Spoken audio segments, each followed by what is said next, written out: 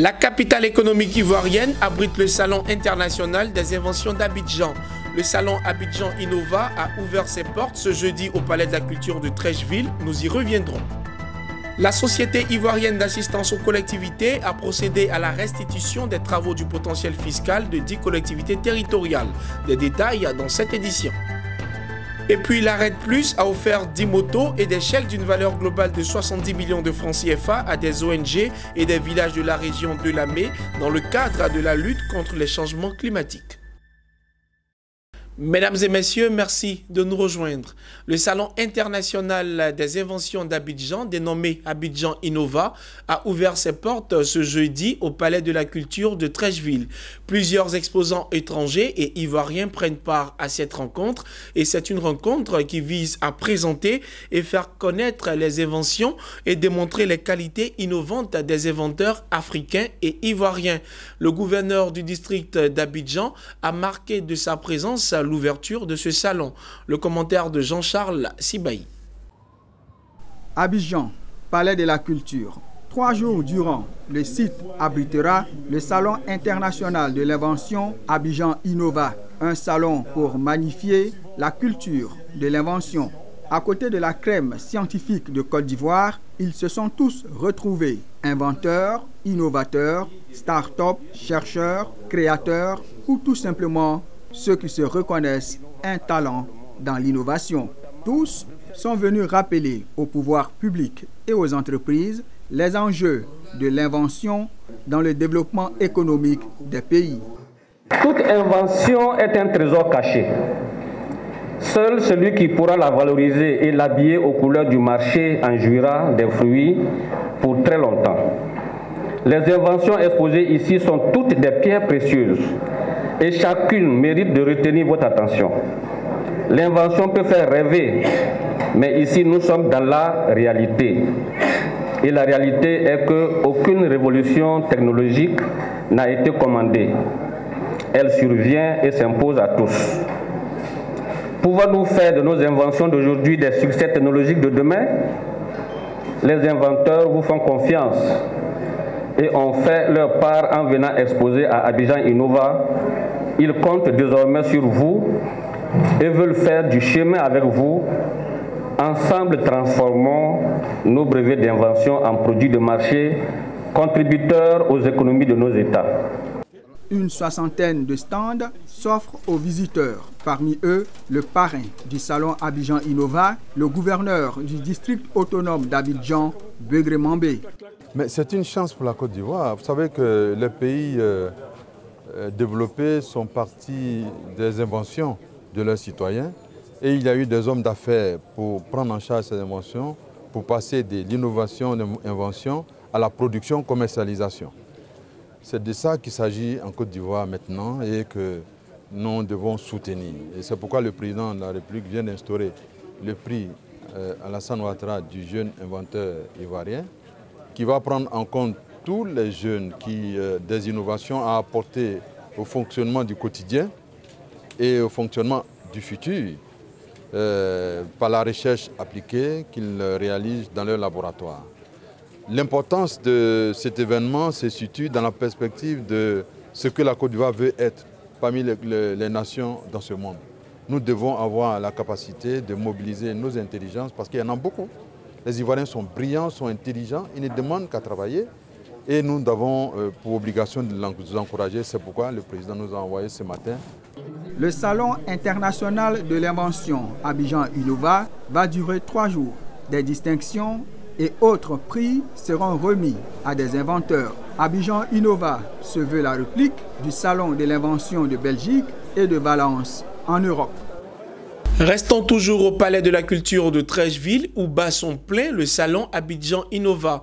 Vous le verrez dans cet élément, les inventeurs ont un talent apprécié du public. Regardez. J'ai inventé un fourneau électrique à charbon.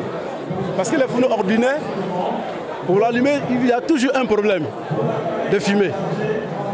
Et si, dans le cas où la boîte d'allumettes est mal conservée, quand vous l'allumez, au fur et à mesure la boîte d'allumettes, ça fait toujours un échec. Alors moi, mon fourneau électrique à charbon a un système automatique d'allumage. Il aspire tout ce qui est fumé et met hors de la cuisine. Il a aussi un système de réservoir qui prend tout ce qui est déchet. Tout ce qui est déchet. Je prends cette invention, la machine est cabossée le cacao à pédale. La pédale, ça veut dire uniquement les pédales. Mais je suis en train de monter un prototype définitif à motoriser qui va produire 3000 cabosses à l'heure. Ça, c'est pour les GVC. On fait des expériences interactives. Et les expériences interactives, c'est quoi? C'est des images qu'on projette.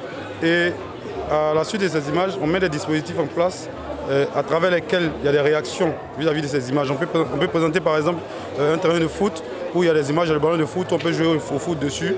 On fait des expériences sur des vitrines. Je pense que le salon est bienvenu parce que dans ce sens, dans la mesure où elle permet aux gens de montrer leur esprit de créativité, d'innovation. Et on ne peut pas s'imaginer qu'au niveau de la Côte d'Ivoire, il y a des génies. Mais quand j'ai fait le tour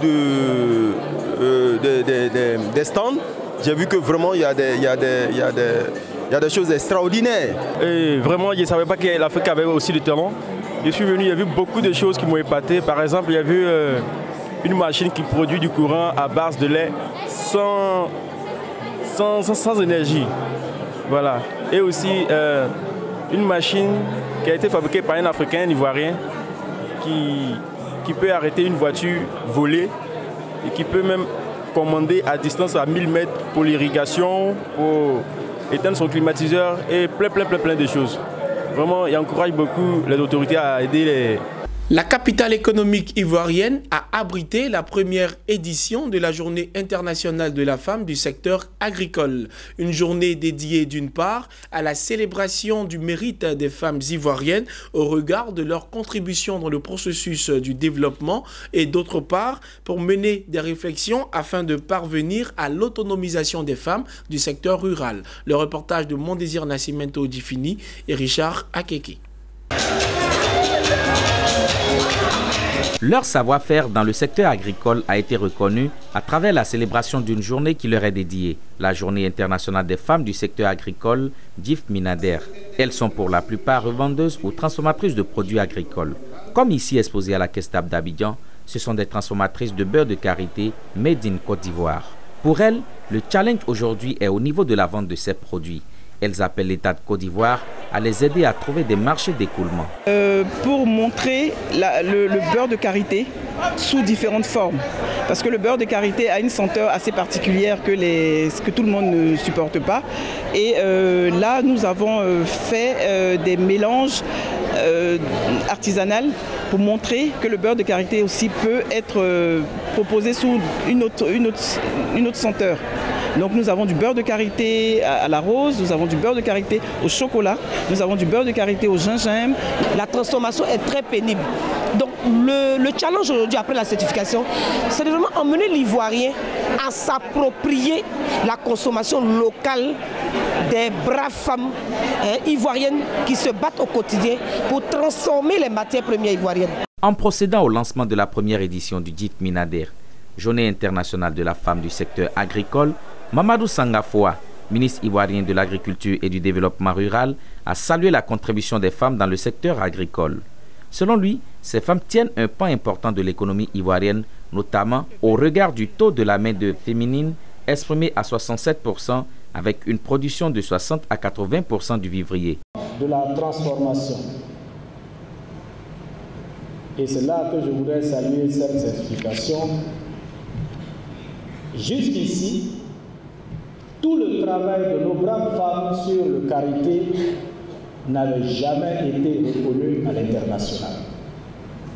Le beurre de Côte d'Ivoire était vendu sous le label de d'autres pays limitrophes. Au point où, sur certains marchés, les gens ne savaient même pas que nous produisions du beurre de karité. Grâce à UNIFAM que je voudrais qu'on innovationne, un travail de traçabilité a été fait pour aboutir à une certification. La représentante résidente d'ONUFAM, Antonia Ngabala Sodono, a fait remarquer la synergie des actions entre son institution, le gouvernement et les femmes du secteur agricole en Côte d'Ivoire. Selon elle, l'agence onusienne a appuyé le programme d'autonomisation des femmes rurales, AgriFed, inscrite dans la deuxième génération du Programme national d'investissement agricole PNIA 2 2018-2025. Toutes choses ayant permis à la filière du karité ivoirien l'obtention de la certification bio par EcoCetsa. C'est pour accompagner cette volonté affirmée par les autorités de la Côte d'Ivoire de développer le secteur agricole, notamment dans le cadre du programme d'investissement agricole deuxième génération, que l'ONU Femmes a appuyé la formulation du programme d'autonomisation des femmes à travers une agriculture résiliente face au changement climatique. La première édition de la Journée internationale de la femme du secteur agricole sera meublée de panels avec plusieurs thématiques. Il s'agit notamment de TIC et autonomisation des femmes dans le secteur agricole, stratégie d'intégration du genre dans les interventions du ministère de l'Agriculture et du Développement rural et partage d'expériences des femmes modèles dans l'agriculture. Il s'est tenu ce mardi à Abidjan la cérémonie officielle de restitution des travaux du potentiel fiscal de 10 collectivités territoriales. Ces travaux ont été menés par la SIAC, la Société ivoirienne d'assistance aux collectivités. L'objectif est de permettre aux collectivités d'avoir une réelle base de données de différents contribuables assujettis aux taxes et redevances pour favoriser l'autofinancement de leur budget. Lawani Babatunde et Richard Akeke. Lancés en juillet 2018, les travaux du projet pilote relatif au recensement du potentiel fiscal de 10 collectivités territoriales ont été restitués. 6 mois d'études menées par la Société ivoirienne d'assistance aux collectivités, SIAC, ont permis de produire ces documents. Ce manuel contient tous les contribuables recensés dans les 10 localités, la nature et le type de la taxe, les redevances et autres prestations. Pour ce projet pilote, pêle-mêle comme ça, je les citerai à Bengoro, Bongouano, Azopé, du côté de l'est de la Côte d'Ivoire, Bondoukou aussi.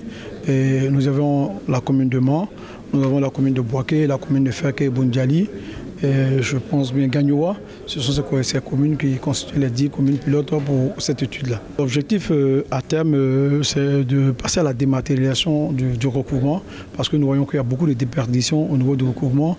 Et aussi, l'un des objectifs majeurs, c'est faire une sensibilisation au civisme fiscal, parce que les contribuables, ce sont nos parents, c'est nous-mêmes. Certains connaissent la nature des taxes qu'ils doivent payer, d'autres pas du tout, parce que c'est des réalités du terrain que nous savons. Donc nous envoyons toutes ces informations-là pour voir comment est-ce que nous pouvons mettre des systèmes de communication, de sensibilisation, afin qu'on puisse mobiliser beaucoup de ressources pour le compte des collectivités territoriales. Le projet relatif au recensement du potentiel fiscal de 10 collectivités territoriales est un outil mis en place par le ministère de l'Intérieur de Côte d'Ivoire. Il entend permettre aux collectivités locales de se constituer une réelle base de données des différents contribuables assujettis aux taxes et redevances pour favoriser l'autofinancement de leur budget. Le gouvernement a une vision très claire sur la décentralisation et entend aider les élus à impulser une dynamique en vue justement d'améliorer leurs ressources propres. Il s'agit justement que les maires eux-mêmes s'intéressent au processus, s'intéressent à ce programme et fassent en sorte que leurs ressources propres soient accrues à travers l'insertion de la machine, on va dire, l'insertion de NTIC dans la collecte de leurs ressources. Parce que ce qui est important, c'est de faire en sorte que nos collectivités territoriales disposent d'un peu plus de ressources pour assurer la mise en œuvre de leur programme de développement. Confrontée à la baisse des coûts des principales matières premières, la Côte d'Ivoire a quelques difficultés à financer certains projets de développement, d'où la réforme des finances publiques a mobilisé plus de ressources internes et compensé la réduction des flux financiers d'aide au développement. Au nombre de ces réformes se trouve l'autonomisation des collectivités territoriales qui dépendent toujours de l'État pour le financement de leur budget. La RED Plus en Côte d'Ivoire a procédé mercredi dernier à la remise officielle de 10 motos et de différents chèques d'une valeur globale de 70 millions de francs CFA. Les bénéficiaires sont respectivement 5 organisations non gouvernementales et 7 représentants des villages d'intervention du projet RED Plus de la région de la Mé. Ces dons devraient permettre à ces bénéficiaires de mettre en œuvre des projets de développement locaux. Le commentaire de Lawani Babatunde. Je crois que c'est ce qui... La RED Plus s'engage à soutenir les ONG et villages de la région de la Mé. Une action à inscrire dans le cadre de la lutte pour la réduction des émissions de gaz à effet de serre dues à la déforestation et à la dégradation des forêts. 10 motos ont été offertes à cet effet à 5 organisations non gouvernementales et 7 villages ont chacun reçu un chèque d'une valeur de 10 millions de francs CFA. Ces dons devraient permettre aux ONG sélectionnées de faciliter leurs actions dans la région du Moronou, de Lifou, de l'Anawa, de San Pedro et du Cavali. L'appui financier permettra également aux villages à Boisseau, Komoué, Alosso 1, Biebi, Diasson, Kosandi, Mebifon et Mopodji d'impulser la mise en œuvre des plans de développement locaux. Mesdames et messieurs les représentants des ONG, mon département ministériel s'est engagé à impliquer la société civile dans toutes les actions relatives à l'environnement. C'est la raison pour laquelle je vous mets en mission pour informer et sensibiliser davantage nos populations sur les effets des changements climatiques, le mécanisme REDD+, et la lutte contre les pesticides obsolètes, véritable fléau contre l'humanité. Le REDD+, nous met à disposition des outils pour mieux intervenir dans notre zone de prédilection. Et donc ces outils, ces motos nous permettront d'être opérationnels sur le terrain et d'être vraiment très alerte sur le terrain également. Le chèque donc sera utilisé pour réaliser des infrastructures. Nous prenons donc l'engagement d'utiliser les chèques reçus en ce jour à bon escient. La REDD+ veut susciter l'engagement de toutes les parties prenantes d'une démarche transformationnelle par la pratique d'une agriculture zéro déforestation et surtout le reverdissement des paysages aux fins de l'amélioration des conditions de vie des populations. Il faut dire que dans le cadre des projets développés par le ministère de l'Environnement et des Développement durable, il est effectivement inscrit que nous accompagnons les organisations de la société civile à l'effet de renforcer leurs capacités pour leur permettre de mener ou d'assister le gouvernement ivoirien dans son effort de sensibilisation et d'information des communautés. À cet effet, la Côte d'Ivoire a perdu plus de 75% de ses forêts en 50 ans. De 16 millions d'hectares en 1960, elles sont à 3,4 millions d'hectares en 2015. Le mécanisme international REDD+, né en 2005, est une approche d'atténuation des changements climatiques. La Côte d'Ivoire a adhéré à ce mécanisme depuis 2011 en vue de contribuer aux efforts internationaux de lutte contre les changements climatiques pour restaurer son couvert forestier. Le Centre des métiers de l'électricité, en abrégé CME, situé à Bingerville, a ouvert ses portes aux entreprises. Débuté ce mercredi et ce durant 2 jours, les journées entreprises du CME ont permis non seulement aux structures partenaires d'exposer leur savoir-faire, mais aussi de promouvoir le Centre des métiers et ses étudiants. À l'occasion, un partenariat a même été signé entre l'école et le groupe Codifort UIMM. Le reportage de Kofi Franck, commenté par Nadia Eounou. Mettre en valeur le Centre des métiers de l'électricité de Bingerville et ses performances à travers ses infrastructures, ses étudiants et la qualité de sa pédagogie, mais également entretenir la relation avec ses entreprises partenaires afin d'avoir une excellente collaboration profitable à tous. C'est le sens des journées d'entreprise du Centre des métiers de l'électricité de Bingerville, une structure de formation de la compagnie ivoirienne d'électricité. 2 jours de portes ouvertes avec pour thème audit énergétique et supervision industrielle dans l'entreprise, enjeux et perspectives dans la production. C'est d'une part réunir nos partenaires entreprises qui sont les partenaires de tous les jours en réalité pour d'une part mieux comprendre leurs besoins de compétences et de formation. Et ensuite évidemment de montrer à ces entreprises le travail que nous avons fait. Le travail, c'est quoi? C'est effectivement les compétences qui ont été acquises par nos étudiants. Vous avez pu entendre qu'ils sont, non seulement ils ont des compétences techniques, technologiques. La présentation avec brio par les étudiants des offres de formation par filière de CME, des conférences débats, des workshops, des concours de discours, des animations et visites de stands sont le programme de ces journées. Mais le point culminant de cet événement est sans doute la signature d'un partenariat entre le Centre des métiers et le groupe Codifort UM. Cet accord vise à rehausser encore plus la qualité et les performances de l'école. L'objectif de cette convention, c'est de contribuer à notre petite échelle, à faire de même avec le CME, et donc de contribuer à développer des outils de formation, des parcours de formation qui permettent de faire ce que nous recherchons tous, nous, entreprises, c'est des compétences. C'est ça qui est aujourd'hui clé pour l'ensemble des entreprises industrielles, c'est de trouver les bonnes personnes. C'est même plus crucial aujourd'hui que de trouver des marchés. Cette collaboration qui ouvre le champ de formation au centre des métiers ne peut que réjouir ses responsables, notamment le directeur général de la compagnie ivoirienne d'électricité. Les 4 dernières années, nous avons repris les choses pour aller encore plus loin et nous sommes sur le bon chemin. Et grâce à cette convention, nous élargissons nos capacités et nos possibilités. Créé en 1970 sur une superficie de 25 hectares, le Centre des métiers de l'électricité de Bingerville compte à ce jour 443 étudiants formés au DUT, au BTS et à la licence professionnelle. Elle a aujourd'hui une dimension régionale. Le gouvernement marocain a approuvé 28 nouveaux projets d'investissement d'une valeur globale de 2,4 milliards de dollars américains dans divers secteurs. La répartition des investissements par secteur montre une forte prédominance des secteurs des transports et des infrastructures avec près de 994 millions de dollars, représentant près de 42% du total des investissements soumis au comité.